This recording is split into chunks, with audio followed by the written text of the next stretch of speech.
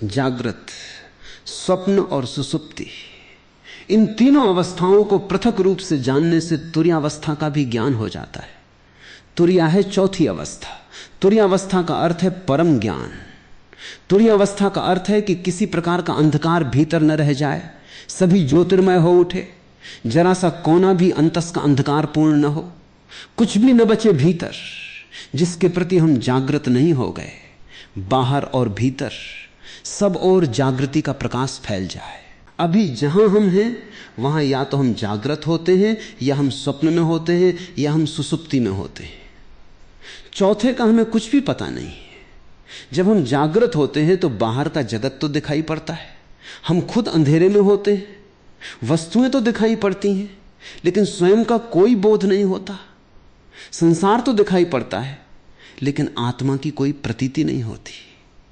यह आधी जागृत अवस्था है, जिसको हम जागरण कहते हैं। सुबह नींद से उठकर वो अधूरा जागरण है, और अधूरा भी कीमती नहीं, क्योंकि व्यर्थ तो दिखाई पड़ता है और सार्थक दिखाई नहीं पड़ता।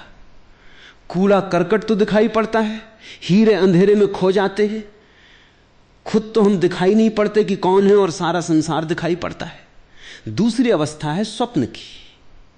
हम तो दिखाई पड़ते ही नहीं स्वप्न में, बाहर का संसार भी खो जाता है। सिर्फ संसार से बने हुए प्रतिबिंब मन में तैरते हैं। उन्हीं प्रतिबिंबों को हम जानते और देखते हैं। जैसे कोई दर्पण में देखता हो चांद को, या झील पर कोई देखता हो आकाश के तारों को। सुबह जागकर हम वस्तुओं को सीधा देखते हैं, स्वप्न में हम वस्तुओं के प्रतिबिंब देखते हैं, वस्तुएं भी नहीं दिखाई पड़ती। और तीसरी अवस्था है जिससे हम परिचित हैं। बाहर का जगत भी खो जाता है, वस्तुओं का जगत भी अंधेरे में हो जाता है, और प्रतिबिंब भी नहीं दिखाई पड़ते, स्वप्न भी तिरोहित हो जाता है। तब हम गहन अंधकार में पड़ जाते हैं। उसी को हम सुसुप्ति कहते हैं। सुसुप्ति में न तो बाहर का ज्ञान रहता है, न भीतर का। जागृत में बाहर का ज्ञान रहता है, और जागृत और सुसुप्ति के बीच की एक मध्य कड़ी है स्वप्न, जहां बाहर का ज्ञान तो नहीं होता, लेकिन बाहर की वस्तुओं से बने हुए प्रतिबिंब हमारे मस्तिष्क में तैरते हैं और उन्हीं का ज्ञान होता है। चौथी अवस्था है तुरीया, वही सिद्धावस्था है। सारी चेष्टा उसी को पाने के लिए है। सब ध्यान, सब योग तुरीयावस्था को पाने के उपाय हैं। तुरीयावस्था का अर्थ है भीतर और बाहर दोनों का ज्ञान। अंधेरा कहीं भी नहीं, न तो बाहर और न भीतर, पूर्ण जागृति, जिसको हमने बुद्धत्व कहा है, महावीर ने जिनत्व कहा है। न तो बाहर अंधकार है, न भीतर सब तरफ प्रकाश हो गया है। वस्तुओं को भी हम जानते हैं, स्वयं को भी हम जानते हैं। ऐसी जो चौथी अवस्था है वो कैसे पाई जाए, इसके ही ये सूत्र हैं। पहला सूत्र है जागृत, स्वप्न और सुसुप्ति। इन तीनों अवस्थाओं को पृथक रूप से जान लेने से तुरीयावस्था का ज्ञान हो जाता है। अभी हम जानते तो हैं, लेकिन पृथक रूप से नहीं जानते। जब हम स्वप्न में होते हैं तब हमें पता नहीं चलता कि मैं स्वप्न देख रहा हूं, तब तो हम स्वप्न के साथ एक हो जाते हैं। सुबह जागकर पता चलता है कि रात सपना देखा, लेकिन अब तो वो अवस्था खो चुकी। जब अवस्था होती है तब हम पृथक रूप से नहीं जान पाते, तादात्म्य हो जाता है। स्वप्न में लगता है कि हम स्वप्न हो गए, सुबह जागकर लगता है कि अब हम स्वप्न नहीं हैं, लेकिन अब हमारा तादात्म्य जागृत से हो जाता है। हम कहते हैं अब मैं जाग गया, लेकिन तुमने कभी सोचा है कि रात तुम फिर सो जाओगे और ये तादात्म्य भी भूल जाएगा, फिर सपना आएगा और तुम सपने के साथ एक हो जाओगे। जो भी तुम्हारी आंख पर आ जाता है तुम उसी के साथ एक हो जाते हो, जबकि तुम सभी से पृथक हो। ये ऐसा नहीं है जैसे वर्षा आए और तुम समझने लगो कि मैं वर्षा हो गया, फिर गर्मी आए और तुम समझो कि मैं गर्मी हो गया, और फिर शीत आए और तुम समझो कि मैं शीत हो गया। लेकिन ये तीनों मौसम तुम्हारे आसपास हैं, तुम इन तीनों से अलग हो। बचपन था तो तुमने समझा कि मैं बच्चा हूं, जवान हुए तो तुमने समझ लिया कि मैं जवान हूं, बूढ़े हुए तो तुम समझ लोगे कि मैं बूढ़ा हूं, लेकिन तुम तीनों के पार हो। अगर तुम पार न होते तो बच्चा जवान होता कैसे? तुम्हारे भीतर कुछ है जो बचपन को छोड़ सका और जवान हो सका। वो कुछ बचपन और जवानी दोनों से अलग है। स्वप्न में तुम खो जाते हो, जाग कर फिर तुम्हें लगता है सपना झूठ था। तुम्हारे भीतर कोई चेतना का तत्व है जो यात्रा करता है। स्वप्न, सुसुप्ति, जागृत तुम्हारे यात्रा के पड़ाव हैं, तुम नहीं हो। और जैसे ही तुम इस बात को समझ पाओगे कि तुम पृथक हो, अलग हो, वैसे ही चौथे का जन्म शुरू हो जाएगा। वो पृथकता ही चौथा है। महावीर ने इसके लिए बहुत कीमती शब्द प्रयोग किया है। महावीर कहते हैं भेद विज्ञान। वे कहते हैं सारा विज्ञान अध्यात्म का भेद को साफ साफ कर लेने में है। वही इस शिव सूत्र का अर्थ है कि तुम्हें तीनों अवस्थाएं अलग अलग हैं, इसका पता चल जाए। जैसे ही तीनों अवस्थाओं को तुम अलग अलग जान लोगे, तुम ये भी जान लोगे कि मैं तीनों से अलग हूं। तुम्हें भेद की कला आ गई। अभी हमारी मनोदशा ऐसी है कि जो भी हमारे सामने होता है हम उसी के साथ एक हो जाते हैं। किसी ने तुम्हें गाली दी, क्रोध उठा, उस क्षण में तुम क्रोध के साथ एक हो जाते हो। तुम भूल ही जाते हो कि क्षण भर पहले क्रोध नहीं था, तब भी तुम थे। क्षण भर बाद क्रोध फिर चला जाएगा, तब भी तुम रहोगे। तो क्रोध बीच में आया हुआ धुआं है। उसने तुम्हें कितना भी घेर लिया हो, लेकिन वो तुम्हारा स्वभाव नहीं। चिंता आती है तो चिंता का बादल घिर जाता है, सूरज छिप जाता है, तुम भूल ही जाते हो कि मैं पृथक हूं। सुख आता है तो तुम नाचने लगते हो, दुख आता है तो तुम रोने लगते हो। जो भी घटता है तुम उसी के साथ एक हो जाते हो। तुम्हें अपनी पृथकता का कोई बोध नहीं। इसे धीरे धीरे अलग करना सीखना होगा। हर स्थिति में अलग करना सीखना होगा। भोजन करते वक्त जानना कि जो भोजन कर रहा है वो शरीर है। भूख लगे तो जानना कि जिसे भूख लगी है वो शरीर है। मैं सिर्फ जानने वाला हूं। चेतना को कोई भूख लग भी नहीं सकती। गर्मी लगे और पसीना बहे तो जानना कि वो शरीर पर घट रहा है। इसका यह अर्थ नहीं कि तुम गर्मी में बैठे रहना और पसीना बहने देना, हटना, सुविधा बनाना। लेकिन शरीर के लिए ही सुविधा बनाई जा रही है। तुम सिर्फ जानने वाले हो। धीरे धीरे प्रत्येक घटना जो तुम्हें घेरती है तुम उससे अपने को अलग करते जाना। कठिन है पृथक करना, क्योंकि बहुत बारीक फासला है, सीमा रेखा साफ नहीं है। क्योंकि अनंत जन्मों में तुमने तादात्म्य करना ही सीखा है, तोड़ना नहीं सीखा है। तुमने हमेशा अपने को जोड़ना सीखा है स्थितियों के साथ। तुम तोड़ने की बात ही भूल गए हो। इसका नाम ही बेहोशी है। ये जो तुमने जोड़ना सीख लिया है। एक सुबह मुल्ला नसरुद्दीन अस्पताल में अपने मित्र के पास बैठा है। मित्र ने आंख खोली और उसने कहा कि नसरुद्दीन क्या हुआ? मुझे कुछ याद भी नहीं आता। नसरुद्दीन ने कहा कि रात तुम जरा ज्यादा पी गए और फिर तुम खिड़की पर चढ़ गए और तुमने कहा कि मैं उड़ सकता हूं, और तुम उड़ गए। 3 मंजिल मकान पर थे। घटना जाहिर है, सब हड्डियां पसलियां टूट गई। मित्र ने उठने की कोशिश की और कहा कि नसरुद्दीन, और तुम वहां थे और तुमने ये होने दिया? तुम किस तरह के मित्र हो? नसरुद्दीन ने कहा, अब ये बात मत उठाओ। उस समय तो मुझे भी लग रहा था कि तुम ये कर सकते हो। यही नहीं, अगर मेरे पायजामे का नाड़ा थोड़ा ढीला ना होता तो मैं तुम्हारे साथ आ रहा था। वो तो कहां उड़ने में पायजामा संभालूंगा, इसलिए मैं रुक गया और बच गया। तुम थोड़े ही पी गए थे, मैं भी पी गया था। बेहोशी का अर्थ है जो भी चित्त में दशा आ जाए उसी के साथ एक हो जाना। शराबी को एक ख्याल आ गया कि उड़ सकता हूं, तो अब वो भेद नहीं कर सकता। सोचने के लिए जगह नहीं है, विवेक के लिए सुविधा नहीं है। इसी के साथ एक हो गया। तुम्हारा जीवन इसी शराबी जैसा है। माना कि तुम खिड़कियों से नहीं उड़ते और माना कि तुम अस्पताल में नहीं पाए जाते और हड्डियां नहीं तोड़ लेते, लेकिन बहुत गौर से देखोगे तो तुम अस्पताल में ही हो और तुम्हारी सब हड्डियां टूट गई हैं, क्योंकि तुम्हारा पूरा जीवन एक रोग है और उस रोग में सिवाय दुख और पीड़ा के कुछ हाथ आता नहीं है। सब जगह तुम गिरे हो, सब जगह तुमने अपने को तोड़ा है, और सारे तोड़ने के पीछे एक ही मूर्छा का सूत्र है कि जो भी घटता है तुम उससे फासला नहीं कर पाते। थोड़े दूर हटो, एक एक कदम लंबी यात्रा है, क्योंकि हजारों लाखों जन्मों में जिसको बनाया है उसको मिटाना भी आसान नहीं होगा, पर टूटना हो जाता है, क्योंकि वही सत्य है। तुमने जो भी बना लिया है वो असत्य है। इसलिए हिंदू इसे माया कहते हैं। माया का अर्थ है कि तुम जिस संसार में रहते हो वो झूठ है। इसका यह अर्थ नहीं है कि बाहर जो वृक्ष है वो झूठ है और पर्वत जो है वो झूठ है और आकाश में चांद तारे हैं वे झूठ हैं। नहीं, इसका केवल इतना ही अर्थ है कि तुम्हारा जो तादात्म्य है वो झूठ है और उसी तादाद में से तुम जीते हो। वही तुम्हारा संसार है। कैसे तादाद में टूटे?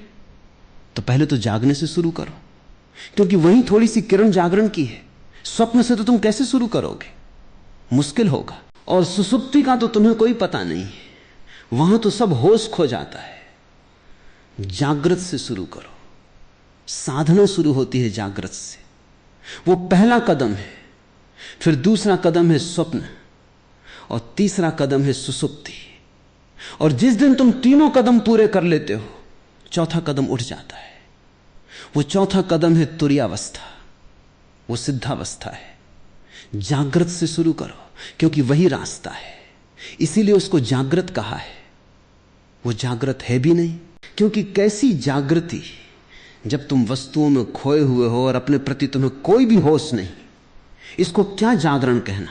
नाम मात्र को जागरण है, लेकिन इसको जागृत कहा है। ठीक जागृत तो हमने बुद्ध पुरुषों को कहा है, लेकिन यह जागरण है इस अर्थ में कि इसमें थोड़ी सी संभावना जागने की है। तो पहले तुम जागरण से शुरू करो। भूख लगे, भोजन देना, लेकिन इस स्मरण को साधे रखना कि भूख शरीर को लगती है, मुझे नहीं। पैर में चोट लगे तो मलहम पट्टी करना, अस्पताल जाना, दवा लेना, लेकिन भीतर एक जागरण को साधे रखना कि चोट शरीर को लगी है, मुझे नहीं। इतने स्मरण को रखने से ही तुम पाओगे कि 99% पीड़ा तिरोहित हो गई। 99% पीड़ा इतना होश रखने से ही तिरोहित हो जाती है कि जो चोट लगी है वो मुझे नहीं। इतना बोध भी तत्क्षण तुम्हारे दुख को विसर्जित कर देता है। 1% बची रहेगी, क्योंकि यह बोध पूरा नहीं है। जिस दिन बोध पूरा हो जाएगा उस दिन समग्र दुख विसर्जित हो जाता है। बुद्ध ने कहा है, जागृत पुरुष का दुख निरोध हो जाता है। तुम उसे दुख नहीं दे सकते। तुम उसके हाथ पैर काट सकते हो, तुम उसकी हत्या कर सकते हो, तुम उसे आग में जला सकते हो, लेकिन दुख नहीं दे सकते, क्योंकि प्रतिपल जो भी घट रहा है वो उससे अलग है। तो जागने से शुरू करो। रास्ते पर चलना जरूर, लेकिन ध्यान रखना कि तुम नहीं चल रहे हो, शरीर ही चल रहा है। तुम कभी चले भी नहीं। तुम चलोगे कैसे? आत्मा का कोई पैर है कि वो चल सके? आत्मा का कोई पेट है कि उसे भूख लग सके? आत्मा की कोई भी वासना नहीं है। सभी वासना शरीर की है। आत्मा निर्वासना है, इसलिए न चलती है, न चल सकती है। तुम्हारा शरीर ही चल रहा है। इसे जब तक होश रहे संभालने की कोशिश करो। धीरे धीरे धीरे एक बड़ा अनूठा और आह्लादकारी अनुभव होगा कि रास्ते पर चलते हुए तुम अचानक किसी दिन पाओगे कि तुम्हारे भीतर 2 हिस्से हो गए। एक चल रहा है और एक नहीं चल रहा है। एक भोजन कर रहा है और एक नहीं भोजन कर रहा है। उपनिषद कहते हैं, एक ही वृक्ष पर बैठे हैं 2 पक्षी। ऊपर का पक्षी शांत है, न हिलता, न डुलता, न रोता, न हंसता, न आता, न जाता, बस बैठा है शांत। नीचे का पक्षी बड़ा बेचैन है। इस डाल से उस डाल पर उछलता है, इस फल को पकड़ता है, उसको पकड़ता है, बड़े सपने देखता है, बड़ी दौड़ धूप करता है। वे दोनों पक्षी तुम्हारे भीतर हैं। वो जो वृक्ष है वो तुम हो। एक तुम्हारे भीतर पक्षी है जो कभी हिला डुला नहीं, जो बस बैठा देख रहा है। उस पक्षी को हमने साक्षी कहा है। जीसस ने कहा है, एक ही बिस्तर पर तुम सोते हो, उसमें एक मरा हुआ है और एक सदा जीवित, और एक सदा से मरा हुआ है और एक सदा जीवित रहेगा। वो बिस्तर तुम ही हो। जब रात तुम बिस्तर पर सोते हो तो एक उसमें मुर्दा है और एक उसमें शाश्वत चैतन्य है। पर फर्क करना, फासला करना, कठिन श्रम, उद्यम की जरूरत है। तो पहले तो तुम दिन से कोशिश करो। सुबह जब उठते हो, जब पहली किरण आती है होश की, तभी से तुम साधने की कोशिश करो। हजारों प्रयास करोगे तब कहीं एक प्रयास सफल होगा, पर एक भी सफल हो जाए तो तुम पाओगे कि हजारों साल भी मेहनत करनी महंगी नहीं थी। क्योंकि एक क्षण को भी तुम्हें यह पता चल जाए कि जो चल रहा है वो तुम नहीं, जो रुका है वो तुम हो, जो वासना से भरा है वो तुम नहीं, जो सदा निर्वासना है वो तुम हो, जो मरण धर्मा है वो तुम नहीं, जो अमृत का स्रोत है वो तुम हो। एक क्षण को भी इसका पता चल जाए तो एक क्षण को भी तुम महावीर या बुद्ध हो जाओ या शिवत्व को उपलब्ध हो जाओ तो तुमने महासंपदा का द्वार खोल लिया। फिर यात्रा सरल है। स्वाद के बाद यात्रा बड़ी सरल है। स्वाद के पहले ही सारी कठिनाई है। दिन से शुरू करो, और अगर तुमने दिन से शुरू किया तो तुम धीरे धीरे सफल हो जाओगे स्वप्न में भी। गुरजीएफ इस सदी का एक बहुत बड़ा गुरु, महागुरु, वो अपने साधकों को पहले तो दिन में होश रखना सिखाता था, फिर स्वप्न में होश रखना सिखाता था। तो उसकी प्रक्रिया थी कि जब तुम सोने लगो तब एक ही बात स्मरण रखो कि यह स्वप्न है। अभी स्वप्न शुरू नहीं हुआ, तुम अभी जागे हो, तभी से तुम ये सूत्र अपने भीतर दोहराने लगो कि जो मैं देख रहा हूं यह स्वप्न है। कमरे को चारों तरफ देखो और यह भाव मन में गहरा करो कि जो मैं देख रहा हूं यह स्वप्न है। बिस्तर को छुओ और यह भाव गहरा करो कि जो मैं छू रहा हूं यह स्वप्न है। अपने हाथ को ही अपने हाथ से स्पर्श करो और अनुभव करो कि जो मैं छू रहा हूं यह स्वप्न है। ऐसे भाव को करते करते तुम सो जाओ।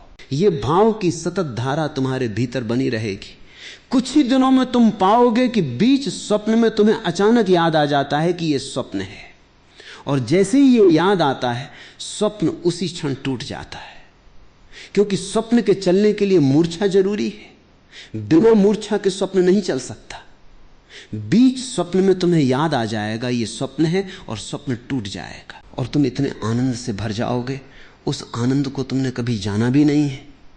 नींद टूट जाएगी, स्वप्न बिखर जाएगा और एक गहरा प्रकाश तुम्हें घेर लेगा।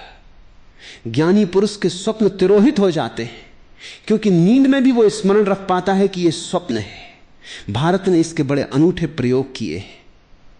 शंकर वेदांत में सारे जगत को माया की जो धारणा है वो इसी का एक प्रयोग है। सन्यासी को 24 घंटे स्मरण रखना है कि जो भी हो रहा है सब स्वप्न है। जागते भी, रास्ते से गुजरते, बाजार में बैठे हुए भी स्मरण रखना है कि जो भी है सब स्वप्न है।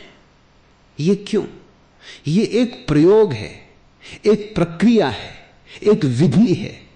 अगर तुमने 8 घंटे जागते में स्मरण रखा कि जो भी हो रहा है ये स्वप्न है, तो ये स्मरण इतना गहरा हो जाएगा कि जब रात स्वप्न भी चलेगा तब तुम वहां भी याद रख सकोगे। वहां भी तुम याद रख सकोगे कि ये स्वप्न है। अभी तुम याद नहीं रख पाते। अगर ठीक से समझो तो अभी भी तुम उल्टे अर्थों में यही कर रहे हो। 24 घंटे जब तुम जागते हो तब तुम समझते हो कि जो भी देख रहा हूं यह सत्य है।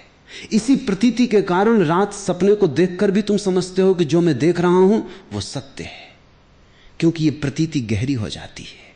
सपने से झूठा और क्या होगा? और तुमने कितनी बार रोज सुबह उठकर नहीं पाया कि सपना झूठा है, व्यर्थ है, लेकिन फिर दोबारा तुम सोते हो और फिर वही भूल होती है। क्यों ये भूल बार बार होती है? इस भूल के पीछे कोई बहुत गहरा कारण होना चाहिए। वो कारण यह है कि तुम जो भी देखते हो जागृत में उसको तुम समझते हो ये सत्य है। जब सब कुछ देखा हुआ तुम सत्य मानते हो तो रात तुम सपने को देखते हो, उसको तुम असत्य कैसे मानोगे? उसको भी तुम सत्य मान लेते हो। इससे उल्टा प्रयोग माया का है। तुम जो भी देखते हो उसे दिन भर स्मरण रखते हो कि यह असत्य है, बार बार भूलते हो और फिर याद को संभालते हो, फिर स्मरण लाते हो कि यह असत्य है।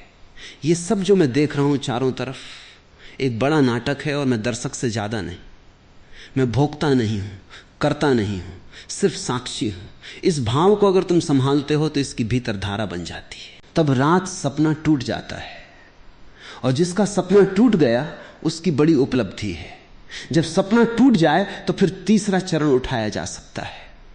जब सपना टूट जाए तो फिर सुसुप्ति में होश रखने का चरण उठाया जा सकता है।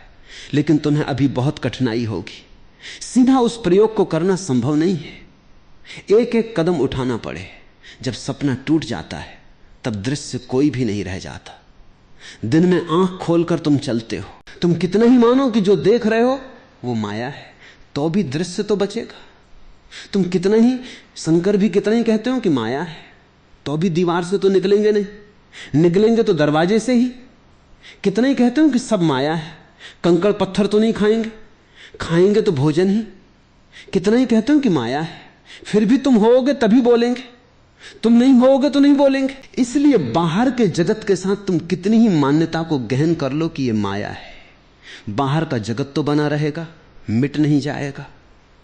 कोई पत्थर मारेगा फेंक कर तो सिर टूटेगा, खून बहेगा, तुम दुखी मत होगे, तुम पीड़ा नहीं लोगे, तुम कहोगे सब माया है, तुम अपने को दूर रखोगे, लेकिन फिर भी घटना तो घटेगी। लेकिन स्वप्न में एक अनूठी बात है, वो बिल्कुल माया है, इसलिए वहां एक अनूठा प्रयोग हो जाता है। जैसे ही तुम समझते हो कि सपना माया है, सपना खो जाता है, दृश्य विलीन हो जाता है। और जब दृश्य विलीन हो जाता है तभी दृष्टा के प्रति आंख जा सकती है। जब तक दृश्य मौजूद रहता है तब तक तुम बाहर ही देखते हो, क्योंकि दृश्य आकर्षित करता रहता है। जब दृश्य खो जाता है, पर्दा खाली हो जाता है, पर्दा भी नहीं रह जाता, तब तुम अकेले छूटते हो। इसलिए ध्यानी आंख बंद करके ध्यान करता है, क्योंकि इस संसार को माया कहना एक विधि है। यह संसार वास्तविक है, यह तुम्हारे सोचने पर निर्भर नहीं है। अगर यह स्वप्न भी है तो ब्रह्म का है, यह तुम्हारा स्वप्न नहीं है। लेकिन तुम्हारे निजी सपने हैं, वे रात में घटते हैं। इसलिए बड़ी क्रांतिकारी घटना तो तब घटती है जब तुम निजी स्वप्न को तोड़ देते हो। आकाश खाली हो जाता है, वहां देखने को कुछ नहीं बचता, नाटक समाप्त हुआ, घर जाने का वक्त आ गया। अब तुम करोगे भी क्या बैठे बैठे? इस घड़ी में अचानक आंख मुड़ती है, क्योंकि बाहर कुछ भी खोजने को नहीं रह जाता, देखने को नहीं रह जाता, सोचने को नहीं रह जाता, कोई दृश्य नहीं बचता। तो जो ऊर्जा दृश्य की तरफ जाती थी वो स्वयं की तरफ मुड़ती है। स्वयं की तरफ मुड़ती हुई ऊर्जा ही ध्यान है। और जैसे ही ये स्वयं की तरफ मुड़ती है तब तुम सुसुप्ति में भी होश रख सकते हो, क्योंकि तुम तो होते हो। संसार नहीं होता सुसुप्ति में, स्वप्न नहीं होता सुसुप्ति में, क्योंकि तुम दोनों को देखने में अटके थे, इसलिए सुसुप्ति में बेहोशी रहती थी। अब तुम्हारी अटक टूट गई, अब दृश्य से तुम्हारा कोई संबंध न रहा। अब दृश्य के बिना भी तुम हो सकते हो। अब दिया जलता है, उसकी दिए को कोई फिक्र नहीं कि दिए के प्रकाश में कोई गुजरता है या नहीं गुजरता। अब तुम्हारा जीवन भीतर की तरफ मुड़ेगा, तब तुम सुसुप्ति में जाग जाओगे। स्वप्न के टूटने पर जो प्रयोग करने का है वो ये है कि जैसे ही स्वप्न टूट जाए आंख मत खोलना, क्योंकि आंख खोली तो जगत बाहर मौजूद है, फिर दृश्य मिल जाएगा। जब स्वप्न टूट जाए तो आंख मत खोलना, गौर से देखे चले जाना शून्य को। स्वप्न खो गया, जहां स्वप्न था अब वहां स्वप्न नहीं है। तुम गौर से उस शून्य को देखे चले जाना। उस शून्य को देखने में ही तुम पाओगे कि तुम्हारी चेतना भीतर की तरफ मुड़ने लगी, अंतर्मुखी हो गई। तब तुम सुसुप्ति में भी जागे रहोगे। यही कृष्ण ने गीता में कहा है कि जब सब सो जाते हैं तब भी योगी जागता है। जो सबके लिए निद्रा है वो योगी के लिए निद्रा नहीं, वो सुसुप्ति में भी जागा हुआ है। और जब तुम तीनों को पृथक पृथक देख लेते हो तब तुम चौथे हो गए, अपने आप चौथे हो गए। तुर्य का अर्थ है चौथा, द फोर्थ। उस शब्द का और कोई अर्थ नहीं है, उसे कोई शब्द का अर्थ देने की जरूरत भी नहीं है, बस चौथा कहना काफी है, क्योंकि सभी अर्थ उसको बांध लेंगे, सभी शब्द उसे बांध लेंगे। सिर्फ इशारा काफी है, क्योंकि वो अनंत है और असीम है। जैसे ही तुम तीन के बाहर हुए तुम परमात्मा हो। इन तीन में तुम प्रविष्ट हो गए हो, इसीलिए संकीर्ण हो गए हो। ये ऐसा ही है जैसे कि तुम खुले आकाश से एक टनल में, एक बोगदे में प्रवेश कर जाओ और बोगदा छोटा होता जाए। इंद्रियों तक आते आते तुम बिल्कुल संकीर्ण हो गए हो, पीछे लौटना है। जैसे जैसे तुम पीछे लौटते हो तुम्हारा आकाश बड़ा होता जाता है। जिस क्षण तुम तीनों के पार अपने को देख लेते हो उस दिन तुम महाआकाश हो, उस दिन तुम परमात्मा हो। ऐसे ही जैसे कि कोई आदमी दूरबीन से देखता है आकाश को, दूरबीन का छोटा सा छेद वो अपनी सारी आंखों को उसी पर लगा देता है, फिर दूरबीन से आंखें हटाता है, तब उसे पता चलता है कि मैं दूरबीन नहीं हूं। तुम भी आंख नहीं हो, लेकिन आंख पर तुम कई जन्मों से टिके हो। तुम कान नहीं हो, लेकिन कान से तुम कई जन्मों से सुन रहे हो। तुम हाथ नहीं हो, लेकिन हाथ से तुम कई जन्मों से छू रहे हो। बस तुम दूरबीन से बंध गए हो। तुम्हारी हालत वैसी हो गई है जैसे किसी वैज्ञानिक को दूरबीन बंध गई हो। अब वो दूरबीन को आंख से बांधे हुए घूम रहा है। तुम उसको कितना ही कहो कि दूरबीन उतार कर रखो, ये तुम नहीं हो, पर वो दूरबीन से ही देख सकता है और भूल ही गया है। ये विस्मृति है। इस विस्मृति को तोड़ने की प्रक्रिया है। जागृत से शुरू करो, सुसुप्ति पर पूर्ण होने दो। अजागृत, स्वप्न और सुसुप्ति, इन तीनों अवस्थाओं को पृथक रूप से जानने से तुरीयावस्था का भी ज्ञान हो जाता है। इसे शुरू करो और धीरे धीरे बढ़ते जाओ। जिस दिन तुम्हें गहरी नींद में होश रह जाए उस दिन जान लेना तुम में, बुद्ध में, महावीर में, शिव में अब कोई अंतर न रहा। लेकिन तुम उल्टा ही काम कर रहे हो। तुम जागरण में भी ठीक जागे हुए नहीं हो तो तुम सुसुप्ति में कैसे जागोगे? तुम यहां भी सोए हुए हो। तुम्हारा जागरण नाम मात्र को है।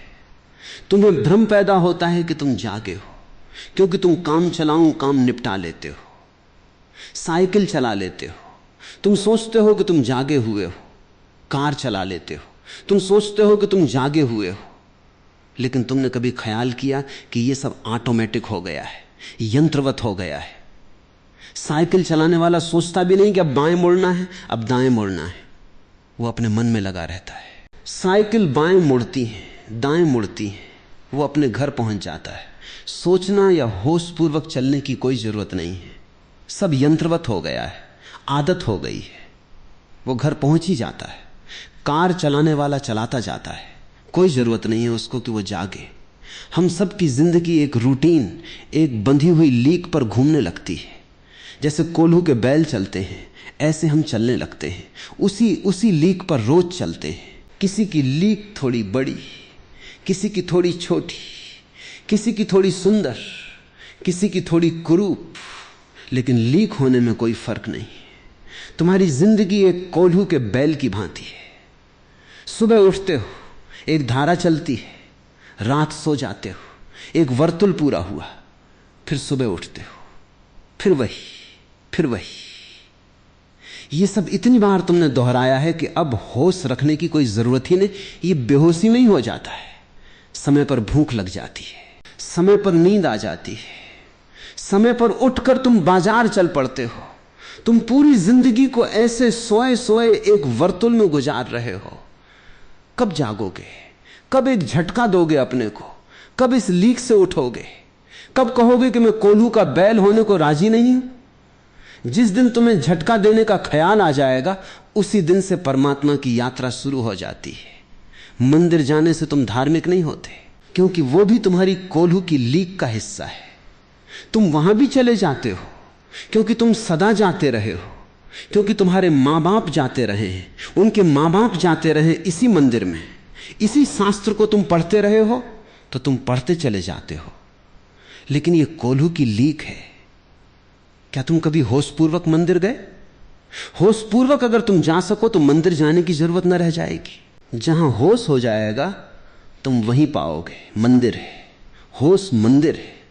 लेकिन ईसाई चला जा रहा है चर्च की तरफ, सिख चला जा रहा है गुरुद्वारा की तरफ, हिंदू चला जा रहा है मंदिर की तरफ, बंधे हुए अपनी अपनी लीक पर। तुम्हारी ये सोई सोई अवस्था तुम्हारे अतिरिक्त कोई भी नहीं तोड़ सकता।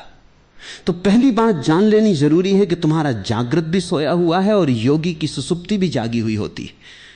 तुम बिल्कुल उल्टे योगी हो, और जिस दिन तुम इससे विपरीत हो जाओगे उसी दिन जीवन का सार सूत्र तुम्हारे हाथ आ जाएगा। तीनों को अलग अलग जान लो तो जानने वाला तीनों से अलग हो जाता है। तुम मात्र ज्ञान हो, इसके अतिरिक्त कुछ भी नहीं। तुम सिर्फ होश मात्र हो, लेकिन तीनों से अपने को तोड़ो। पढ़ता था मैं एक सूफी फकीर के संबंध में, जुन्नैद के बाबत। कोई उसे गाली दे जाता तो वो कहता कि कल आकर उत्तर दूंगा। कल जाकर कहता कि अब उत्तर की कोई जरूरत नहीं। तो वो आदमी पूछता कि कल मैंने गाली दी, कल तुमने क्यों उत्तर न दिया? बाकी तुम अनूठे आदमी हो, गाली किसी को दो तो वो उसी वक्त उत्तर देता है, क्षण भर नहीं रुकता। जुन्नैद ने कहा कि मेरे गुरु ने कहा है कि अगर जल्दी की तो मूर्छा हो जाती है, तो थोड़ा वक्त देना। कोई गाली दे, उसी वक्त अगर उत्तर दिया तो उत्तर मूर्छा में दिया जाएगा, क्योंकि गाली तुम्हें घेरे होगी, उसका ताप तुम्हें पकड़े होगा, उसका धुआं अभी आंखों में होगा। थोड़ा बादल को गुजर जाने दो, 24 घंटे का वक्त दो, फिर उत्तर देना। और जुन्नैद कहता कि मेरा गुरु बहुत चालबाज आदमी था, क्योंकि तब से मैं उत्तर ही नहीं दे पाया। 24 घंटा कोई रुक जाए क्रोध करने को तो तुम सोचते हो क्रोध कर पाएगा? 24 मिनट भी रुक जाए तो क्रोध असंभव है। 24 सेकंड रुक जाए तो क्रोध असंभव है। सच तो यह है कि 1 सेकंड भी अगर रुक जाए और देख ले तो क्रोध असंभव है, लेकिन तुम रुकते ही नहीं। उधर किसी ने गाली दी, जैसे किसी ने बिजली का बटन दबाया, इधर तुम्हारा पंखा चला।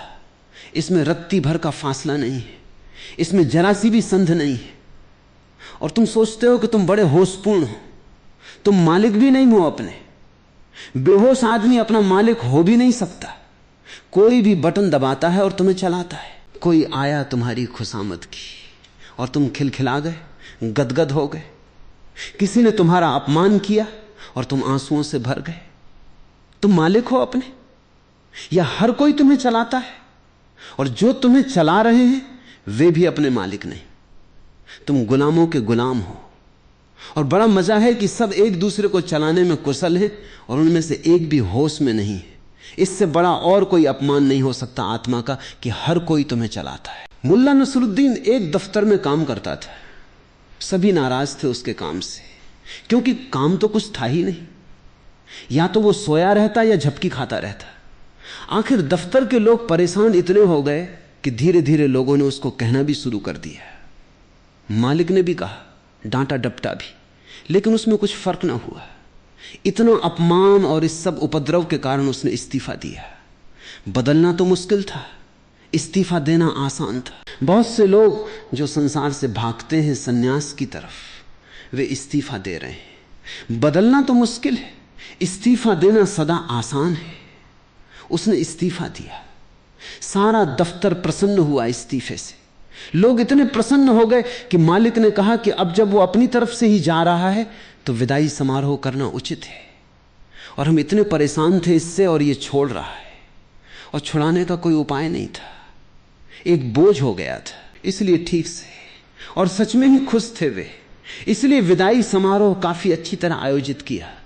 मिठाई, खाना पीना सब इकट्ठे हुए।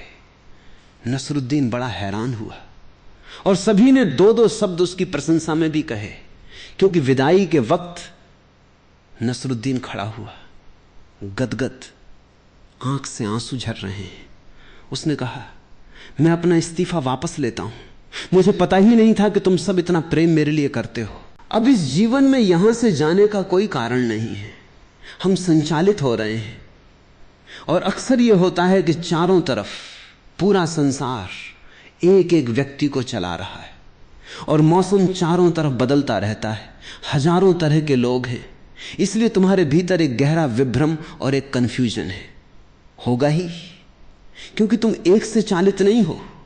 एक से चालित तो वही है जो भीतर जागा हुआ है।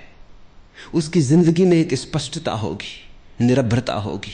उसके जीवन में एक सफाई होगी, एक निर्णय होगा। उसके जीवन में एक दिशा होगी।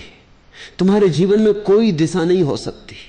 तुम तो ऐसे हो जैसे कोई आदमी भीड़ में धक्के में चलता है। वो चल भी नहीं रहा, लेकिन भीड़ इतना धक्का दे रही है कि खड़ा भी नहीं रह सकता। कोई बाएं धक्का देता है तो वो बाएं चला जाता है, कोई दाएं धक्का देता है तो वो दाएं चला जाता है। तुम्हारी पूरी जिंदगी भीड़ में चलती हुई है। तुम गौर से देखो, समझ में आ जाएगा। कोई कुछ कह रहा है, वो तुम करते हो। फिर कोई कुछ और कहता है, वो तुम करते हो। फिर तुम्हारे भीतर इतने विरोधाभास हो जाते हैं। एक आदमी मेरे परिचित है, चोट लग गई थी, थोड़ी सी चोट थी, रिक्शा उलट गया था, फिर अस्पताल से भी छूट गए, फिर 6 महीने भी बीत गए, भले चंगे भी हो गए, लेकिन फिर भी वे अपनी बैसाखी। तो मैं उनको पूछा कि अब ये बैसाखी कब छोड़ोगे? वे कहते हैं, छोड़ना तो मैं भी चाहता हूं। मेरा डॉक्टर कहता है बेकार है, लेकिन मेरा वकील कहता है अभी रखो, जब तक मुकदमा तय न हो जाए। तो किसकी सुनो? तुम्हारा वकील कुछ कहता है, तुम्हारा डॉक्टर कुछ कहता है, पत्नी कुछ कहती है, पति कुछ कहता है, बेटा कुछ कहता है, बाप कुछ कहता है। चारों तरफ तुम्हें चलाने वाले मालिक हैं, करोड़ों मालिक हैं, और तुम अकेले हो, और तुम सबकी सुनते हो। जो भी दबा देता है उसी की सुनते हो। तब तुम्हारे भीतर सब दरारें पड़ जाती हैं, खंड खंड हो जाता है व्यक्तित्व। जब तक तुम भीतर की न सुनोगे तब तक तुम अखंड नहीं हो सकते। मैं सन्यासी उसे कहता हूं जिसने भीतर की आवाज सुननी शुरू कर दी, और जब वो भीतर की आवाज पर सब दांव लगाने को राजी है, लेकिन भीतर की आवाज तुम्हें समझ में भी ना आएगी जब तक तुम बेहोश हो। तब तक अगर तुमने भीतर की आवाज समझी भी कि ये भीतर की है, तो वो भीतर की न होगी, वो भी बाहर की ही आवाज होगी। बेहोश आदमी को भीतर की आवाज का क्या पता? नहीं तो दिल्ली में बैठे सभी राजनीतिज्ञ अंतरात्मा की आवाज की बात करते हैं। इंदिरा गिरी, अंतरात्मा की आवाज। अंतरात्मा का पता कैसे सोए हुए आदमी को? कौन सी आवाज अंतरात्मा की है, तुम्हें कैसे पता? जो भी आवाज तुम्हारी वासनाओं को तृप्त करती मालूम पड़ती है, अंतर्वासना की आवाज, उसे तुम अंतरात्मा की आवाज कहते हो। सिर्फ जागे हुए आदमी के भीतर कोई आवाज होती है, और वो आवाज तुम्हें मिल जाए तो तुम्हारे जीवन में सब जो कलुष है, वो जो उपद्रव है, वो जो हजार तरह के विक्षिप्त स्वर है, कि तुम एक भीड़ हो गए हो, एक व्यक्ति नहीं, तुम एक बाजार की तरह हो जिसमें सब चल रहा है। बंबई का शेयर बाजार हो तुम, सब चल रहा है, कुछ समझ में नहीं आता। कोई नए आदमी को तो समझ में ही ना आए कि तुम क्या हो। कोई कुछ चिल्ला रहा है, कोई कुछ चिल्ला रहा है, सब तरह की आवाजें हैं। तुम्हारी आवाज बिल्कुल खो गई है। तुरीयावस्था का अर्थ है आत्मा को पहचानना, और इन तीन से तुम अपने को तोड़ो तो ही तुम आत्मा को पहचान सकोगे। छोटे छोटे प्रयोग शुरू करो। क्रोध आए, रुको, जल्दी क्या है? घृणा आए, थोड़ा रुको, थोड़ा संधिकाल चाहिए, तभी उत्तर दो जबकि तुम होश में आ जाओ। उसके पहले उत्तर मत दो, और तुम पाओगे कि तुम्हारी जिंदगी से पाप खोना शुरू हो गया, गलत अपने आप विसर्जित होने लगा। तुम अचानक पाओगे कि अब क्रोध का उत्तर देने की कोई जरूरत न रही। यह भी हो सकता है कि जिसने तुम्हारा अपमान किया था, तुम उसे धन्यवाद देने भी जाओ, क्योंकि उसने भी तुम्हारा उपकार किया है, तुम्हें एक जागने का मौका दिया है। कबीर ने कहा है, निंदक नियरे रखिए आंगन कुटी छवाए। वो जो तुम्हारी निंदा कर रहा है, उसे तुम पास में ही संभाल कर इंतजाम कर दो, उसको घर में ही ठहरा लो, क्योंकि वो तुम्हें जागने का मौका देगा। जो जो तुम्हें मूर्छित होने का मौका देता है, अगर तुम चाहो तो उसी मौके को तुम जागरण की भी सीढ़ी बना सकते हो। जिंदगी ऐसे है जैसे रास्ते पर एक बड़ा पत्थर पड़ा हो। जो नासमझ हैं वे पत्थर को देखकर लौट जाते हैं, वे कहते हैं रास्ता बंद है। जो समझदार हैं वे पत्थर पर चढ़ जाते हैं, वे उसको सीढ़ी बना लेते हैं, और जैसे ही सीढ़ी बना लेते हैं और भी ऊपर का रास्ता उन्मुक्त हो जाता है। साधक के लिए एक ही बात स्मरण रखनी है कि जीवन का हर क्षण जागृति के लिए उपयोग कर लिया जाए। चाहे भूख हो, चाहे क्रोध हो, चाहे काम हो, चाहे लोभ हो, हर स्थिति को जागरण के लिए उपयोग कर लिया जाए। रत्ती रत्ती तुम इस तरह इकट्ठा करोगे जागरण, तो तुम्हारे भीतर ईंधन इकट्ठा हो जाएगा। उस ईंधन से जो ज्वाला पैदा होती है, उसमें तुम पाओगे कि तुम न तो जागृत हो, न तुम स्वप्न हो, न तुम सुसुप्ति हो, तुम तीनों के पार पृथक हो। ज्ञान का बना रहना ही जागृत अवस्था है। बाहर की वस्तुओं के ज्ञान का बना रहना जागृत अवस्था है। अविकल्प ही स्वप्न है। मन में विचारों का तंतुजाल विकल्पों का, कल्पनाओं का फैलाव स्वप्न है। अविवेक अर्थात स्वबोध का अभाव सुसुप्ति है। ये तीन अवस्थाएं हैं जिनमें हम गुजरते हैं, लेकिन जब हम एक से गुजरते हैं तो हम उसी के साथ एक हो जाते हैं। जब हम दूसरे में पहुंचते हैं तो हम दूसरे के साथ एक हो जाते हैं। जब हम तीसरे में पहुंचते हैं तो तीसरे के साथ एक हो जाते हैं। इसलिए हम तीनों को अलग अलग नहीं देख पाते। अलग देखने के लिए थोड़ा फासला चाहिए, परिप्रेक्ष्य चाहिए। अलग देखने के लिए थोड़ी सी जगह चाहिए। तुम्हारे और जिसे तुम देखते हो दोनों के बीच में थोड़ा रिक्त स्थान चाहिए। तुम आईने में भी अगर बिल्कुल सिर लगाकर खड़े हो जाओ तो अपना प्रतिबिंब न देख पाओगे, थोड़ी दूरी चाहिए। और तुम इतने निकट खड़े हो जाते हो जागृत के, स्वप्न के, सुसुप्ति के, कि तुम बिल्कुल एक ही हो जाते हो। तुम उसी के रंग में रंग जाते हो। और ये दूसरे के रंग में रंग जाने की आदत हमारी इतनी गहन हो गई है कि हमें पता भी नहीं चलता और इसका शोषण किया जाता है। अगर तुम हिंदू हो और तुमसे कहा जाए कि ये मस्जिद खड़ी है, इसमें आग लगा दो, तुम 1000 बार सोचोगे, विचार करोगे कि ये क्या उचित है। और मस्जिद भी उसी परमात्मा के लिए समर्पित है। ढंग होगा और सीढ़ी का रंग होगा और रास्ते की व्यवस्था होगी, और लेकिन मंजिल वही है। लेकिन हिंदुओं की एक भीड़ मस्जिद को आग लगाने जा रही हो, तुम उस भीड़ में हो, तब तुम नहीं सोचते, क्योंकि तुम भीड़ के रंग में रंग जाते हो, तब तुम मस्जिद को जला दोगे। और बाद में कोई अगर तुमसे पूछेगा कि तुम ये कैसे कर सके, तो तुम भी सोचोगे और कहोगे कि ये आश्चर्य है कि मैं कैसे कर सका, अकेले तुम ये ना कर पाते। लेकिन भीड़ में तुम क्यों खो गए? क्योंकि खोने की तुम्हारी आदत है। कोई मुसलमान इतना बुरा नहीं है अकेले में जितना भीड़ के साथ बुरा होता है। कोई हिंदू इतना बुरा नहीं है अकेले में जितना भीड़ के साथ बुरा होता है। किसी अकेले आदमी ने इतने पाप नहीं किए जितने भीड़ ने पाप किए हैं। क्यों? क्योंकि भीड़ तुम्हें रंग देती है, तुम भीड़ के रंग में एक हो जाते हो। अगर भीड़ क्रोध से भरी है, तुम अचानक पाते हो तुम्हारे भीतर क्रोध जग रहा है। अगर भीड़ रो रही है, चीख रही है, चिल्ला रही है, तो तुम रोने, चीखने, चिल्लाने लगते हो। अगर भीड़ प्रसन्न है, तुम अपना दुख भूल जाते हो और प्रसन्न हो जाते हो। ख्याल करो, तुम किसी के घर गए हो, कोई मर गया है, वहां अनेक लोग रो रहे हैं, अचानक तुम पाते हो तुम्हारे भीतर भी रुदन उठा आ रहा है। शायद तुम सोचते होगे कि तुम बड़े करुणावान हो, शायद तुम सोचते हो कि तुम बड़ी दया और प्रेम से भरे हुए व्यक्ति हो, शायद तुम सोचते हो कि सहानुभूति के कारण ये आंसू आ रहे हैं। तो तुम गलती में हो, क्योंकि घर भी तुमने ये खबर सुनी थी कि वो आदमी मर गया, तब तुम्हें कुछ भी ना हुआ था क्योंकि तुम अकेले थे। तब तुमने सोचा होगा कि ठीक है, मरना जीना लगा ही रहता है, बजाय इसके कि ये आदमी मर गया, इससे तुम्हें दुख होता। तुम्हें यही झंझट आई होगी कि अब जाना पड़ेगा और संवेदना प्रकट करनी पड़ेगी। और 25 दूसरे काम थे, अब ये एक और उपद्रव बीच में आ गया। और ये आदमी था ही ऐसा, बेवक्त मरा। कोई वक्त था आज मरने का, ये तुम्हारे विचार रहे होंगे। लेकिन तुम जब घर में पहुंचोगे और वहां तुम लोगों को रोते देखोगे, भीड़ जब वहां दुखी हो रही होगी, तुम अचानक पाओगे कि तुम्हारे भीतर भी बड़े भाव उठ रहे हैं। ये भाव 2 कौड़ी के हैं और खतरनाक हैं, क्योंकि भीड़ तुम्हें रंगे दे रही है। तुम अपने को बचाना। ऐसी सहानुभूति किसी मतलब की नहीं है जो भीड़ से आती हो, जो तुम्हारे हृदय से न आती हो। तुमने देखा कि दुखी, बेचैन, परेशान लोग भी होली के हुल्लड़ में बड़े आनंदित दिखाई पड़ने लगते हैं। वे भी नाचने गाने लगते हैं, गुलाल उड़ाने लगते हैं।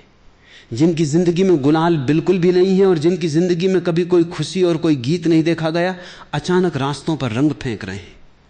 हुआ क्या इनको?